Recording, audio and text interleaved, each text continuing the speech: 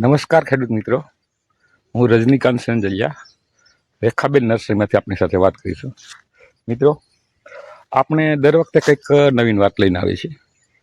આજે પણ એક નવીન વાત છે અને એ પણ અમારા નર્સરીની રિસર્ચ સેન્ટરની જે એમાં સક્સેસ થયો છે ને આજે 3 વર્ષ પછી મને એટલો આનંદ છે ને વાત પૂછો ને. કારણ કે થોડુંક સાહસ કરવું પડે હતું અને થોડુંક ઇન્વેસ્ટમેન્ટ પણ કરવું પડે પછી એમાં સફળ થયા. તો મિત્રો, તમે અમારી ચેનલમાં પહેલી વાર હોય તો અમારી ચેનલ લાઈક કરો, શેર કરો અને સબસ્ક્રાઈબ કરો, જેથી આવા છે ને અવનવા વિડીયો હોય ને એ તમને મળતા રહીએ. મિત્રો, આપણી એ વાત બાકી છે એમાં તો આપણે લોભ તો કરીએ છીએ, કારણ કે ખેડૂતનું એક જીવન એવું છે ને કે સેઢા પાડોશીને થાય ને એ સારું ન થવું જોઈએ, એટલે એમાં થોડોક આપણો લોભ હોય છે. એટલે લાઈક કરવાનું તો ભૂલતા નહીં. કદાચ લાઈક ન કરો તો સબસ્ક્રાઈબ તો કરી જ દેજો નવા હોય તો, અને આ વિડીયોને શેર કરો ને તો આપણા જ ભાઈઓને કોઈને લાભ મળે અને બાગાયત તરફ વળતા મિત્રો છે એને કોઈક માહિતી મળે. બરાબર? તો મિત્રો, ચાલો આપણે આગળ વધીએ. હવામાં ભેજ આવ્યો છે એટલે સૂર્યનારાયણ પણ હજી અત્યાર સુધી દર્શન દીધા નથી. તો આનેથી આપણી અંદર વનસ્પતિ છે કે આપણો જે બગીચો છે કે ગમે તે ઝાડ છે એને વગરમાં પાણી મળી જાય. હવામાંથી ભેજ શું છે અને એ પાંદડા દ્વારા છે એનો ખોરાક મેળવી લેશે, જેથી આંબાને અહીંથી આ પાંદડા ખોરાક મેળવી લે. કદાચ પાણીની અછત હોય ને તોય આવી કેરીયું થાય. બરોબર ને? તો પ્રકૃતિનો નિયમ છે અને પ્રકૃતિ એનું કામ કરે છે અને એની સાથે આપણે પણ એવું જ કામ કર્યું કે જેથી આજ તમને અતિશય આનંદ છે કે 3 વર્ષથી આ અમારી નર્સરીમાં હું એક પ્રયોગ કરી રહ્યો છું કે જે સોનપરી, અને એ પ્રયોગ દ્વારા મને આજે સફળતા મળી એની આજે હું તમને વાત કરવાનો છું. તો મિત્રો, સોનપરીની શરૂઆત મેં આજથી 3 વર્ષ પહેલાં કરી. પરિયા કેન્દ્રમાંથી લાવ્યો અને એ સોનપરી મેં મારા પ્લાન્ટમાં અને મારા કસ્ટમર છે રાજકોટમાં લલિતભાઈ રૂપારેલિયા, અમે બે 400 આંબાનું પ્લાન્ટેશન કર્યું. પણ બન્યું એવું કે એ છોડ ઉછેરવામાં અમને બહુ તકલીફ પડી અને જૂજ પ્રમાણ છે. પછી મને એમ થયું કે નહીં, આમાંથી જ કંઈક નવીન કરવું છે, એટલે મેં એમાં વિવિધ પ્રયોગ કર્યા. પણ જાહેર જીવનમાં નહોતો આવી ગયો.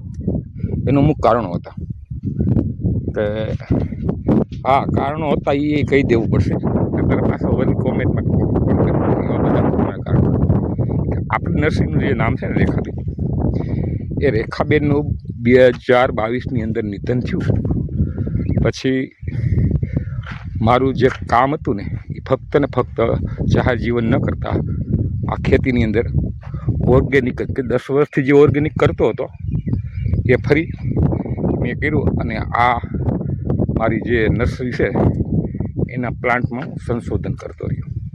આજ આપણા સોનપરીનો પ્લાન્ટ છે, એવા ઘણા પ્લાન્ટ આપણે રાખી ગયા હતા.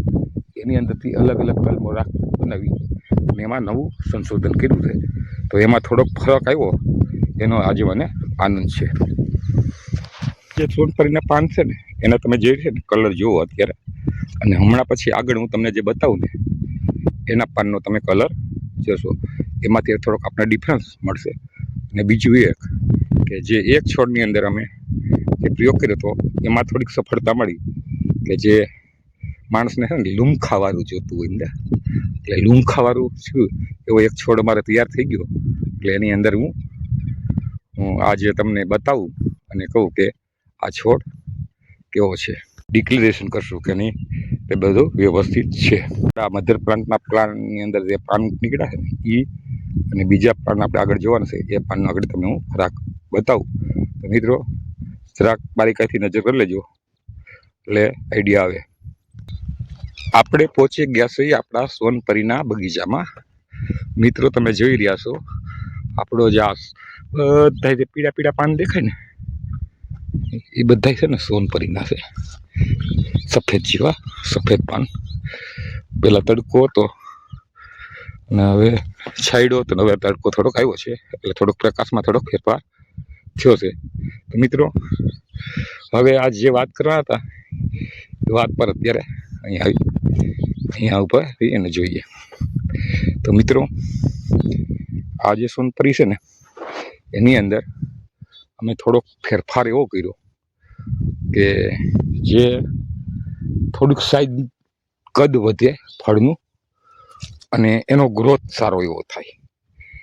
તો એમાં બીજી એક સફળતા મળી કે જેના ફ્રૂટ છે એ ટૂંક સમયમાં આવી ગયા. આ 2 વર્ષના આંબામાં ફ્રૂટિંગ આવી ગયું એ તમને હું બતાવું. અહીં કે છે તો ખરું, બરાબર. આ પાછળ પણ જે સામે રહ્યું એ પ્લાન્ટ જોઈએ તો નાનો છે અને એનો ગ્રોથ એકદમ છે. આમ તો જોઈએ તો આ પ્લાન્ટનો અહીંયા 2 વર્ષથી કલમવાળી છે આ જગ્યા ઉપર, અને એનું રિઝલ્ટ પણ આપણી સમક્ષ છે, બરાબર. અત્યારે એપ્રિલ મહિનો ચાલે છે, એનો એન્ડનો ટાઈમ છે, અને આ ફળ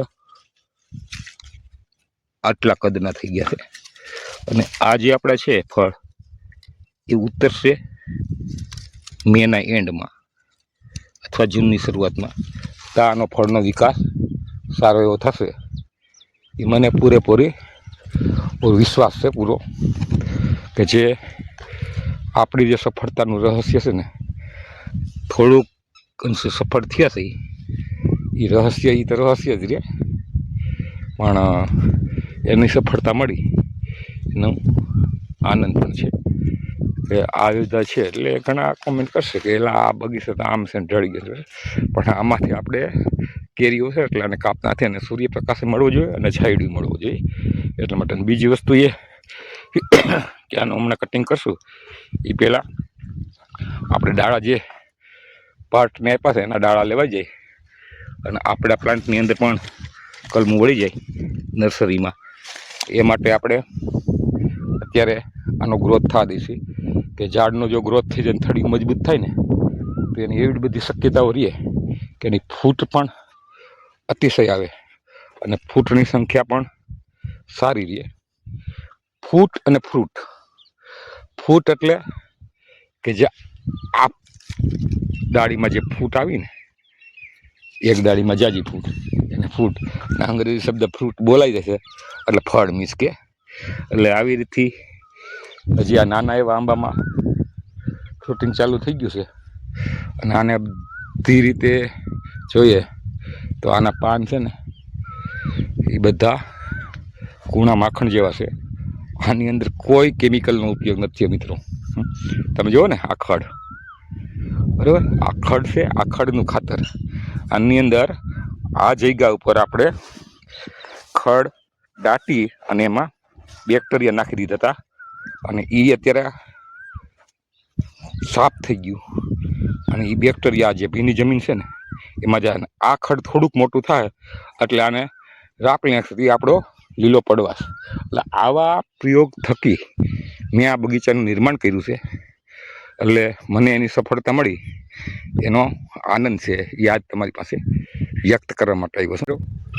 આ પ્લાન્ટ છે ને એની ઊંચાઈ તમે જુઓ ને તો 5 થી 6 ફૂટની છે આ ટોચ સુધી. પણ હમણાં ફરતા જોયું તો એનું રિઝલ્ટ મને જોવા મળ્યું. તો આ નીચે અંદર જે કેરીઓ હતી, આ કેરીઓ આ પ્લાન્ટની અંદર આવી રીતથી આવેલી છે. નીચે છે જે આપણે જોઈ ન શકતા હોય, બરાબર. આવી રીતે આમાં જોઈએ ને તો અંદરના ભાગમાં વચ્ચે ઉપર પણ છે.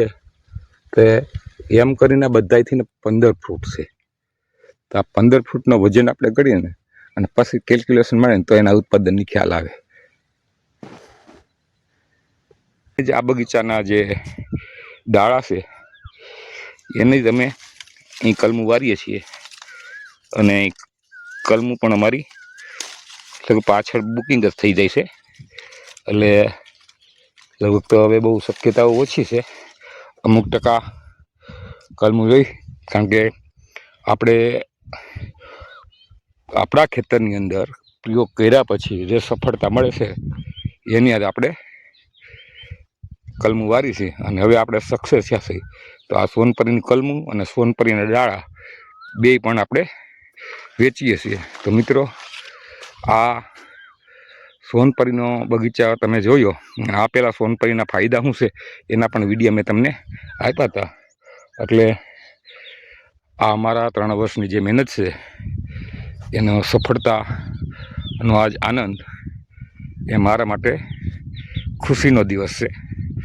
અને ઈશ્વરે મહેનતનું ફળ આપ્યું એટલે ઘણું અને એનો પણ આભાર માનવો જોઈએ. તો મિત્રો, આવી રીતથી તમે પણ કંઈક નવીન કરો અને થોડુંક બાગાયત કરી અને આપણા ભવિષ્ય માટે સુનિશ્ચિત કરતા રહીએ તો આપને એનો ફાયદો રહે. મિત્રો, આ જે કેરી છે ને હજી આ મોટી થશે, બરાબર. અને આ મે એન્ડમાં પાકશે મારા ધારણા પ્રમાણે. અને ત્યારે પણ હું તમને આના વિડીયો બનાવીને મોકલીશ. તો મિત્રો, જય જવાન, જય કિસાન, વંદે માતરમ. આજે અહીંયા આપણે પૂરું કરીએ.